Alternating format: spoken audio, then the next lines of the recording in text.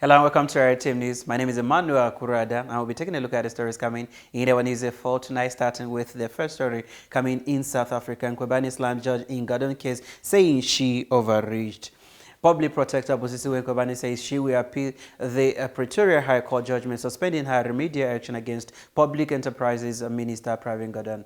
On Monday, the court interdicted Nkwebani from enforcing the action recommended in her report on the SA Revenue Services ROG unit. The court found that the Public Protector's Office would not suffer any harm if the interdict was granted, but that Gordhan would. Gordhan lodged the urgent application to have the remedial action suspended pending the outcome of the review in Nkwebani's report. His application was supported by President Cyril Ramaphosa. Staying in this segment, ANC disbands Youth League leadership. The ANC's National Executive Committee is believed to have replaced the leadership of the ANC Youth League after complaints that its members are too old and ineffective. The media understand that the NEC has disbanded the executive of the league and appointed ANC MP Thandi as the convener of a national task team to reboot the league and convene a conference to elect new leaders. She will replace the former ANCYL President Colin Maine, who is still part of the tentative leadership. The new head of the presidency in the ANC, Sibongile Besani, is said to be the coordinator of the entity, replacing Secretary General Jabulo Mzuza.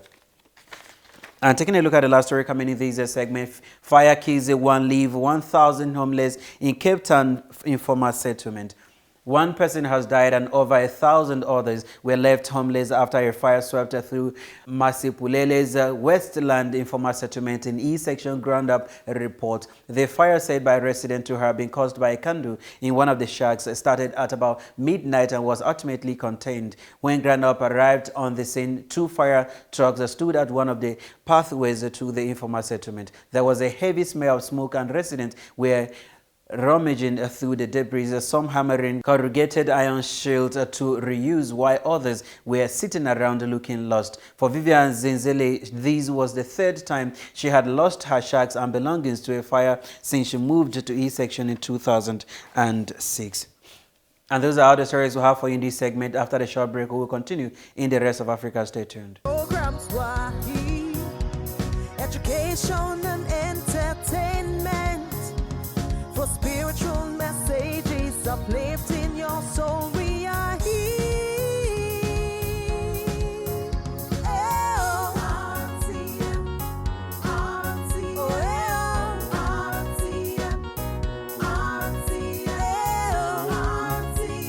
Redemption Television Ministries, redeeming lives is our focus.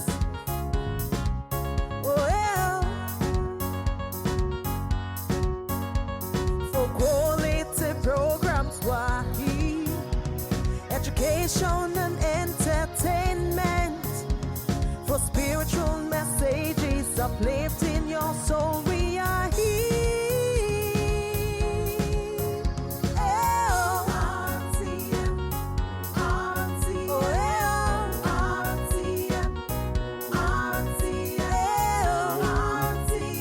Redemption Television Ministries, redeeming lives is our focus.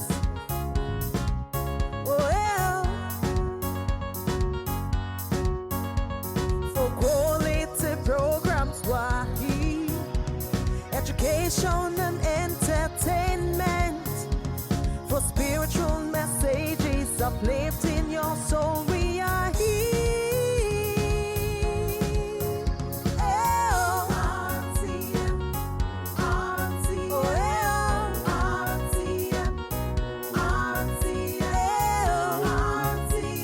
Redemption Television Ministries, redeeming lives.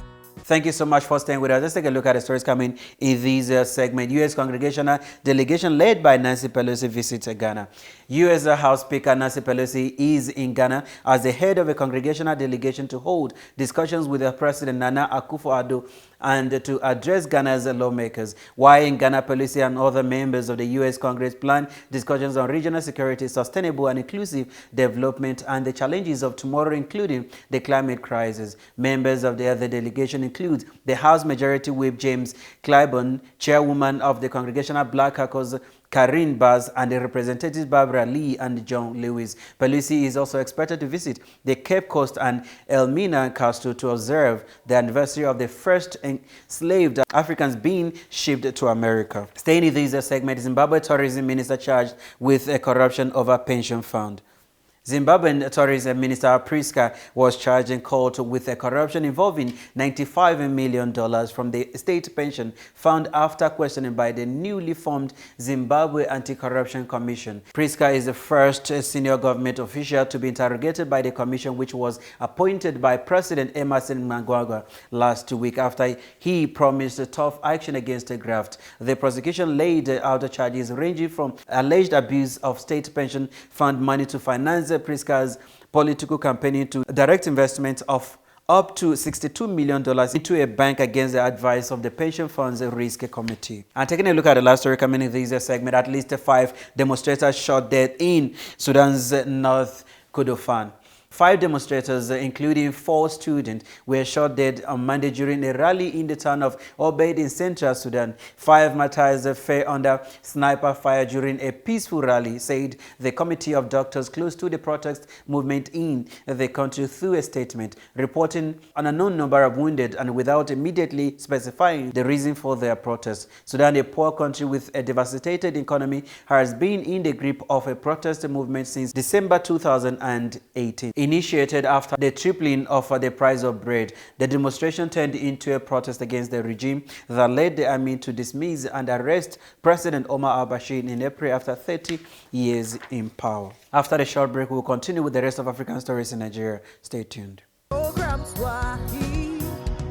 education and entertainment for spiritual messages uplifting your soul. We are here.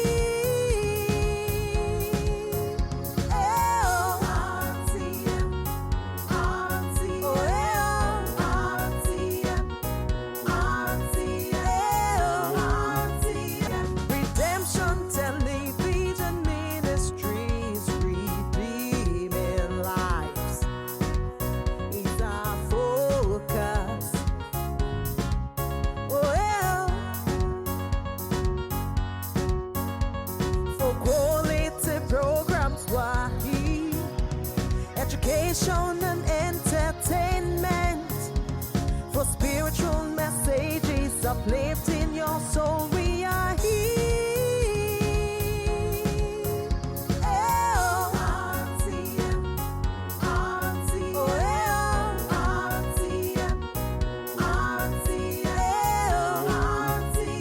Redemption Television Ministries, redeeming lives is our focus.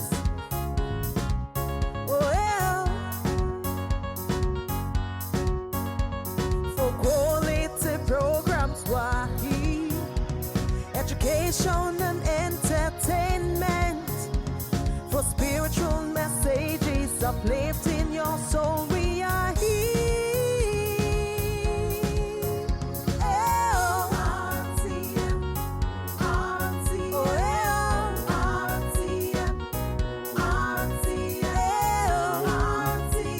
Redemption Television Ministries, redeeming lives.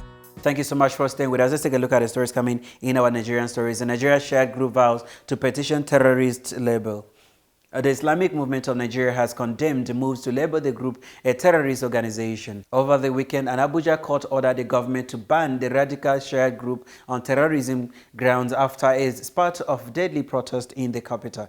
IMN is a tendency, it is not an organization. It has never been registered anywhere in any state of the federation. Therefore, it does not exist legally. It is not a legal body and therefore cannot be proscribed. We are going to appeal and inform the judge who did that. He did it out of ignorance. Yahya Dahiru, a senior IMN official, told a press conference in Abuja. Staying in this segment, police kill 4 suspected kidnappers in gun battle.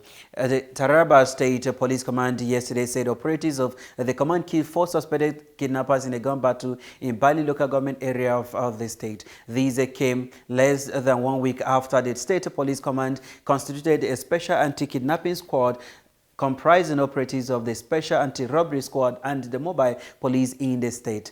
The operation, which was launched in collaboration with the vigilante, followed a tip-off from locals of Kungana village in Bali local government area. The State Police Public Relations Officer, DSP David Misa, said the suspected kidnappers were killed in their camp located at a mountain in Kungana. And taking a look at the last story coming in this segment, security crisis worries Abdulsalami Gambari warns against disintegration. Former head of state, General Abdulsalam Abubakar, on Monday expressed concern about the rising tension in the country. Abdulsalam said some of the problems the country had been experiencing demanded urgent action from the government and individuals. The ex-dictator spoke at a round-table discussion on the security challenges facing the country, organized by the General Abdulsalam Abubakar Institute for Peace and Conflict Resolution in Minna, Niger State. The event began on Monday. He said there is anger in the land and voices of reason are journeying very rapidly. It is clear that the situation requires that we all live up to the expectations of a nation that puts so much value on others. The roundtable discussion, which has a participant drawn from across the country and they represent interests and perspectives of the natures of the issues and the solutions needed to resolve them, is a center's contribution to the research for solutions to the problems we are currently experiencing, he stated. And those are all the stories that are coming in this segment. After the short break, we will continue in our international stories. Stay tuned. Programs education and entertainment, for spiritual messages uplifting your soul. We are here.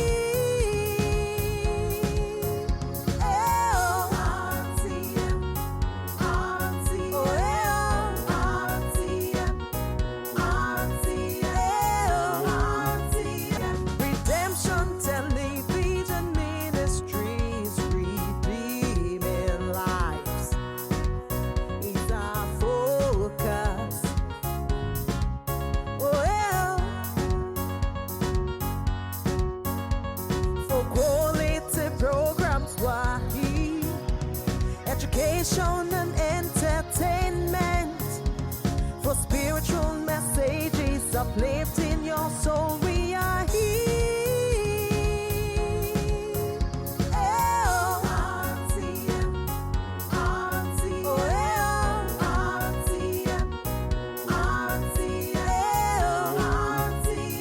Redemption Television Ministries, redeeming lives is our focus.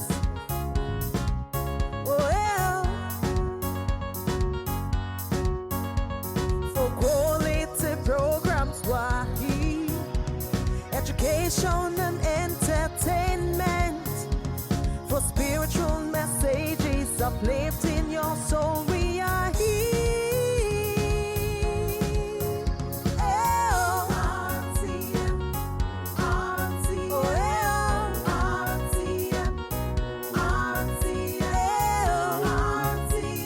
Redemption Television Ministries, redeeming lives.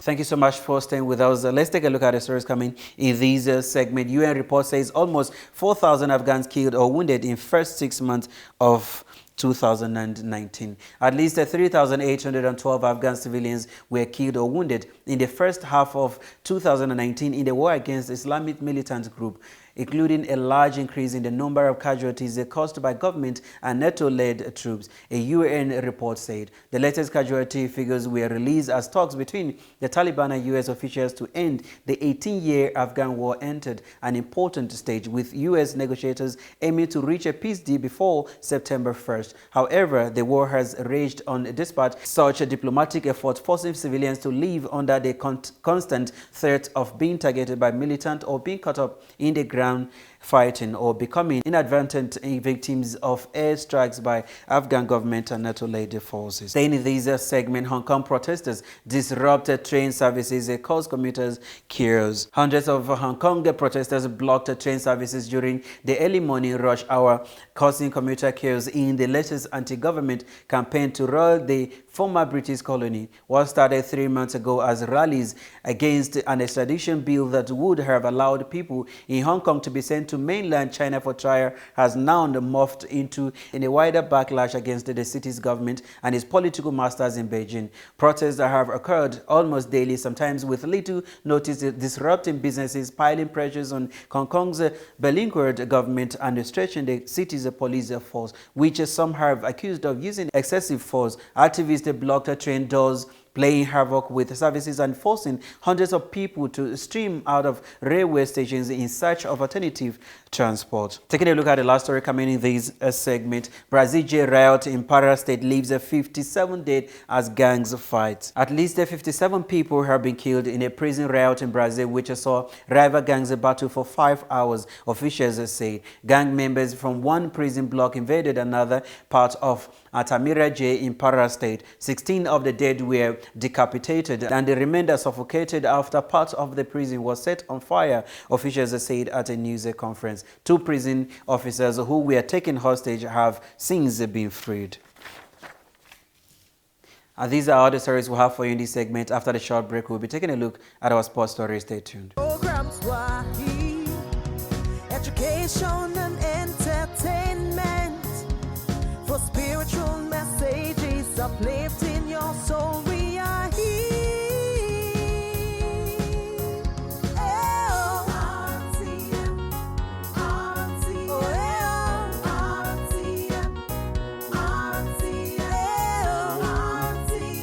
Redemption Television Ministries, redeeming lives is our focus.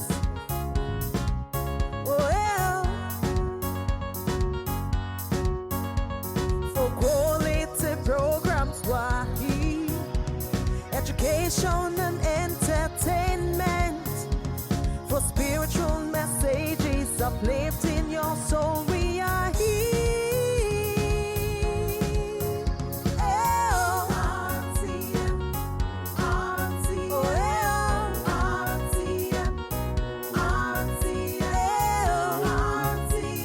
Redemption Television Ministries, redeeming lives is our focus.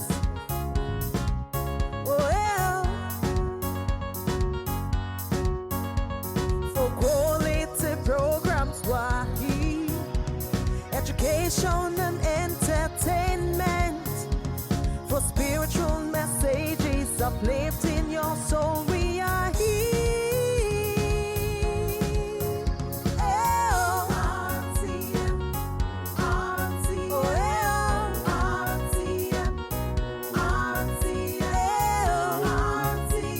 Redemption Television Ministries, redeeming lives. Thank you so much for staying with us. Let's take a look at the stories coming in our sports stories. The Neymar rape case dropped over lack of evidence. Police investigating rape allegations against the Brazilian football player Neymar says they have closed the case. The Sao Paulo Attorney General's office said that the case was suspended due to a lack of evidence, but will be sent to prosecutors for a final decision. The investigation was opened after Brazilian model Najila Trindade alleged the footballer attacked her in a hotel in Paris, France in May. Neymar has denied the accusation, saying he is being extorted. A spokesperson for Neymar told AFP that he was not able to comment on the police decision. Staying in the sports stories, PSG egos are not easy for team, says Julian Draxler. The egos of some Paris Saint-Germain stars mean that it is not easy for the whole team, says the club's German winger Julian Draxler. Draxler plays alongside Neymar, who has been linked with a move back to Barcelona. Kylian Mbappe and Edison Cavani are the Ligue 1 champions. All of them are exceptional players. It is hard to find in the world players of this level, Draxler told AFP. But of course, they have their own minds, their own heads, he added. They leave football, they want to score every game, so they have an ego. Staying in this segment, Gareth Bale left out of money tournament by Real Madrid. Gareth Bale has pulled out of Real Madrid's trip to Bayern Munich for a preseason tournament following the collapse of his proposed move to China. It is understood Bale is not in the right mental state to play after Real president Florentino Perez prevented him from joining Jiangsu. Last week, Real boss Zinedine Zidane said that the 30-year-old was very close to leaving, having fallen out of favor. Zidane added his exit would be the best for everyone. And taking a look at the last story coming in this segment, Philip Billing, Bournemouth has signed 15 million Huddersfield midfielder. Bournemouth have signed ex-Denmark under-21 midfielder Philip Billing for 15 million and a 5-year deal from Championship side Huddersfield Town. Billing, 23, joined the Terriers in 2013 as a youth player and made his senior debut the following year. He scored 6 goals in 91 appearances for the club, including 27 last season as Huddersfield were relegated. As soon as I heard of the club's interest, there was never any doubt in my mind, Billing said. And those are all the stories we have for you in our news for tonight. See you again tomorrow, same time, same station. Do have a wonderful evening. Redemption Television Ministries, redeeming lives is our focus. Well, for quality programs, why education and entertainment, for spiritual messages uplifting your soul.